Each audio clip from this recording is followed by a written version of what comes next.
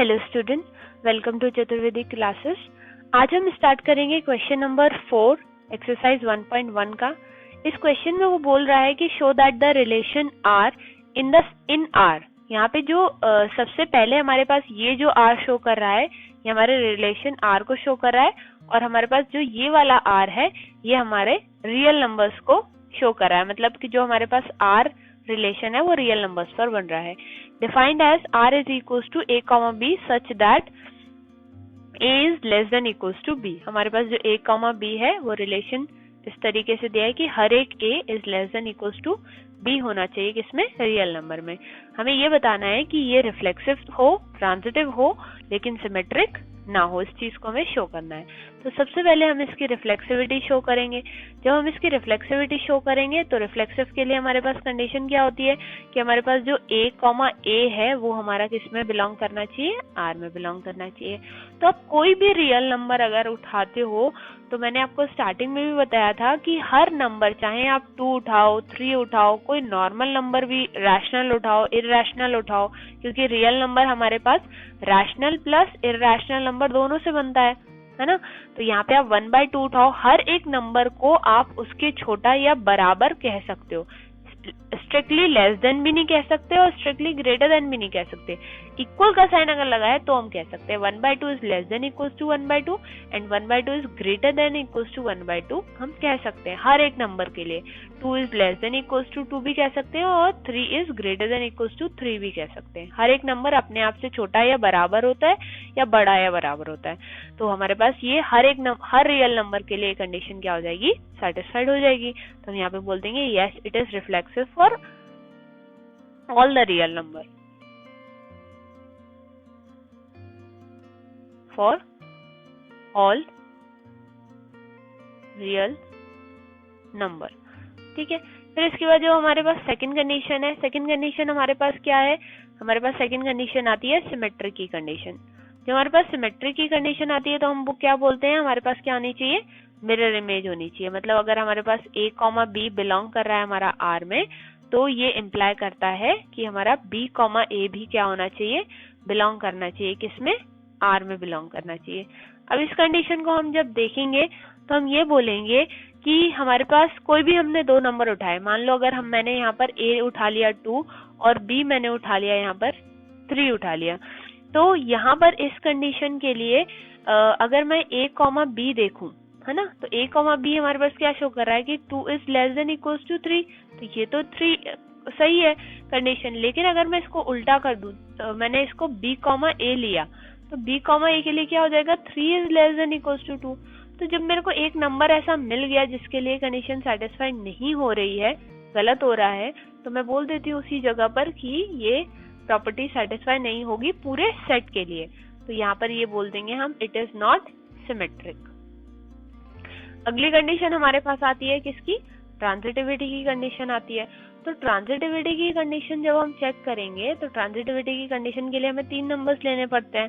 तो मैंने यहाँ पे बोला कि अगर मेरे पास ए कॉमा बी बिलोंग कर रहा है आर में, बी कॉमा सी बिलोंग कर रहा है आर में, तो मेरे पास ए कॉमा सी भी बिलोंग करना चाहिए आर में। ये दोनों कंडीशन जो हैं ये इम्प्लाई करती हैं इसको, है ना। तो यहाँ पर आप कोई भी कंडीशन जो है वो आप लोगे, जैसे कि आप कोई भी नंबर ले लो। यहाँ पे आपने ले लिया 1,2 ले लिया, फिर आपने 2,3 ले लिया और फिर उसके बाद 1,3 ले लिया। तो यहाँ पे 1,2 जब आप देखोगे,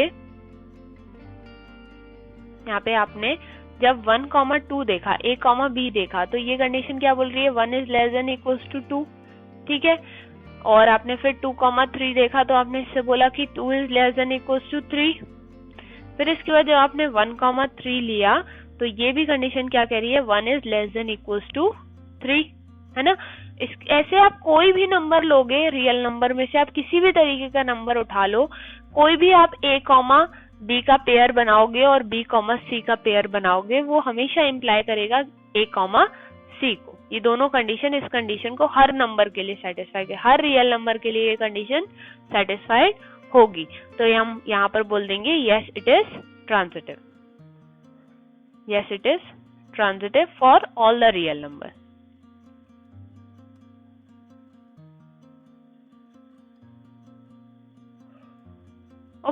तो यहाँ पर हमारे पास जो क्वेश्चन नंबर हमारे पास ये 4th था, ये क्वेश्चन हमारे पास क्या हो गया, इसमें हमारे पास रिफ्लेक्सिविटी हमको मिली, रिफ्लेक्सिविटी हमें मिली, लेकिन हमें ना तो सिमेट्रिक मिला और ना ही हमें ट्रांजिटिविटी। इसकी ट्रांजिटिविटी है ना, रिफ्लेक्सिव मिली, ट्रांजिटिविटी भी मिली, रिफ्लेक्सिव भी मिला हमें, इसका ट्रांजिटिविटी भी मिली, लेकिन हमें ये सिमेट्रिक नहीं मिला, है ना। तो ये कंडीशन सही हो गई हमारी।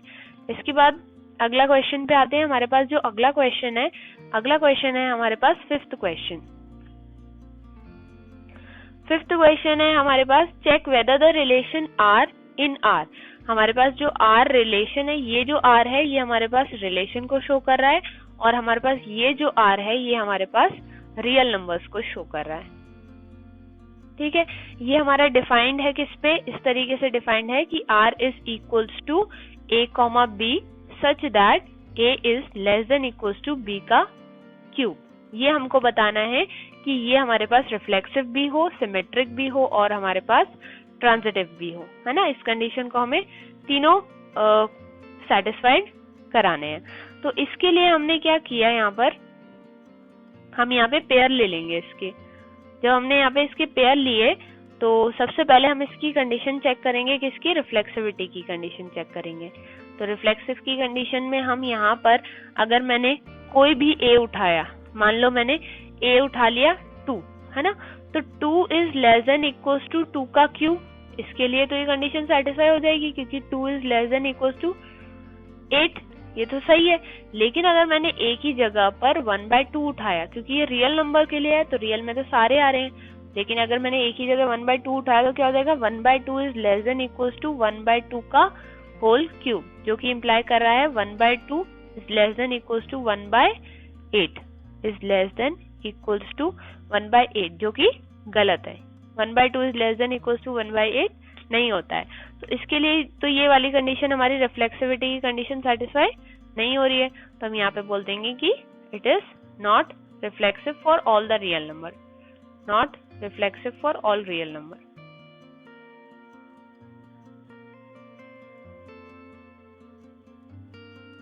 इसके बाद जब हम इसकी सेकंड कंडीशन चेक करेंगे तो सेकंड कंडीशन हमारे पास इसकी किसकी आती है, सिमेट्री की कंडीशन आती है। जब हम सिमेट्री की कंडीशन में आएंगे तो हमने सिमेट्री की कंडीशन में मान लो हमने इस तरीके से पेयर ले लिया, 1,4 ले लिया हमने, मान लो, है ना। तो 1,4 जो है वो हमारी इस कंडीशन को सेटिस्फाई कर रहा है ना। 1 is less than equals to 4 का क्यूब, है ना। ये हमारी इस कंडीशन को सेटिस्फाई कर रहा है क्योंकि 1 is always less than equals to 4 का क्यूब विच इज 4 4 16 एंड 16 4 64। इस कंडीशन को सेटिस्फाई कर रहा है। सिमेट्रिक में हम मिरर इमेज देखते हैं ना, लेकिन जैसे ही हमने 4,1 लिया तो 4 is less than equals to 1 का क्यूब होगा क्या, नहीं होगा, क्योंकि ये क्या इम्प्लाई कर रहा है, 4 is less than equals to 1, है ना, जो कि नहीं है पॉसिबल। तो इसीलिए हमें यहाँ पर इसकी मिरर इमेज नहीं मिलेगी। तो हम यहाँ पर बोल देंगे it is not symmetric for all the real number, not, it is not symmetric for all real number। इसके बाद हमारे पास तीसरी कंडीशन आती है इसकी, किसकी, ट्रांजिटिविटी की। तो जब हम इसकी ट्रांजिटिविटी चेक करेंगे तो ट्रांजिटिविटी चेक करने के लिए हमने यहाँ पर पेयर ले लिया। अच्छा, मेरे को इसमें क्या करना, आप जैसे अगर आप ट्रांजिटिविटी में आपको नंबर लेने में दिक्कत हो तो आप ये करो कि रियल नंबर की लाइन पे जैसे आप 0 के आगे बढ़े तो 0 और 1 के बीच में बहुत सारी फ्रैक्शन वैल्यूज आपको मिलती हैं, 1/2 मिलता है, इस तरीके से बहुत सारे नंबर मिलते हैं। तो इसमें जो सबसे छोटा नंबर आपको लगे जो इस कंडीशन को सेटिस्फाई कर रहा है या इस कंडीशन को सेटिस्फाई नहीं कर रहा है वो आप ले लो। अब जैसे अगर मैं 1/2 लेती तो उसके लिए यहाँ पर ये चीज सेटिस्फाइड हो रही थी, लेकिन मैं क्या करूंगी, ऐसा नंबर लूंगी जिसके लिए सेटिस्फाइड नहीं हो रही हो, क्योंकि मुझे यही देखना है कि किसके लिए सेटिस्फाइड नहीं हो रही है। तो मैंने यहाँ पर जब सबसे छोटा फ्रैक्शन वैल्यू देखा तो मुझे मिला 3/2। तो मैंने यहाँ पर क्या किया, इस तरीके से पेयर बनाए कि मैंने एक पेयर ले लिया 3,3/2 बिलोंग कर रहा है अगर R में। क्यों बिलोंग कर रहा है, क्योंकि देखो 3 is less than equals to 3/2 का क्यूब। क्या इम्प्लाई कर रहा है, 3 is less than equals to 27/8, है ना, क्योंकि ये 3 is less than equals to,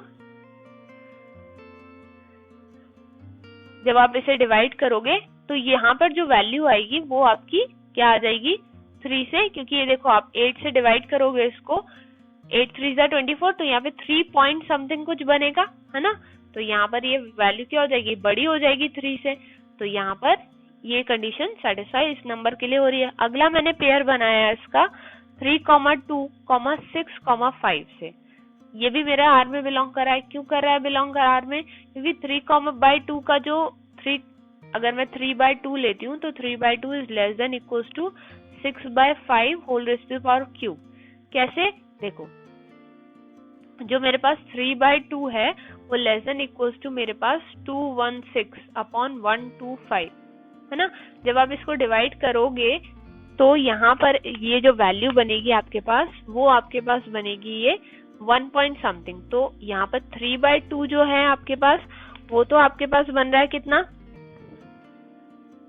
3/2 को जब आप डिवाइड करोगे तो यहाँ पर आपके पास बनेगा ये 1.5 बनेगा, लेकिन ये जो बनेगा वो आपके पास 1.7 बनेगा, 1.728 समथिंग बनेगा। तो ये वैल्यू तो बड़ी है ना 1.5 से, है ना, तो इसके लिए मैंने ऐसे नंबर्स लिए हैं जो इस कंडीशन को सेटिस्फाई कर रहे हो। तो मैंने ले लिया पहला पेयर क्या 3, 3/2, अगला ले लिया 3/2, 6,5, तो अगला पेयर मेरा किसका बन जाएगा 3, 6/5 का। जब मैं ये वाला पेयर लूंगी तो इस पेयर में आप देखो कि जो आपका 3 है वो लेस देन इक्वल्स टू 216/125, 3,6/5, है ना। तो यहाँ पे जो 3 है वो लेस देन इक्वल्स टू 1.728 के आएगा क्या, नहीं आएगा, है ना। तो मेरे पास ऐसा पेयर मैंने लिया जो आर में था, ऐसा पेयर लिया जो आर में था, लेकिन इससे जब मैंने ए कॉमा सी बनाया, जब मैंने इससे ए कॉमा सी बनाया तो वो इस कंडीशन को सेटिस्फाई नहीं कर रहा है ना। तो यहाँ पे मैं बोलूंगी for all real number transitive भी नहीं होगा, it is not transitive for all the real numbers, it is not transitive for all real number. तो यहाँ पे हमारे पास जो ये वाला क्वेश्चन है, ये हमारे पास क्वेश्चन क्या बोलता है कि ना तो ये हमारे पास रिफ्लेक्सिव है, ना ही सिमेट्रिक है, और ना ही हमारे पास ट्रांजिटिव है। नॉट सिमेट्रिक हो गया, नॉट रिफ्लेक्सिव हो गया, ये वाला क्वेश्चन हमारे पास फिफ्थ, नॉट रिफ्लेक्सिव हो गया, नॉट रिफ्लेक्सिव, नॉट सिमेट्रिक और नॉट ट्रांजिटिव हो गया हमारे पास, है ना। तीनों कंडीशन को ये सेटिस्फाई नहीं कर रहा है। अगर आपको क्वेश्चन नंबर 4 और 5 में किसी भी तरीके का डाउट हो तो वीडियो के एंड में व्हाट्सएप नंबर है, आप उस पर अपना डाउट भेज सकते हैं। Thank you.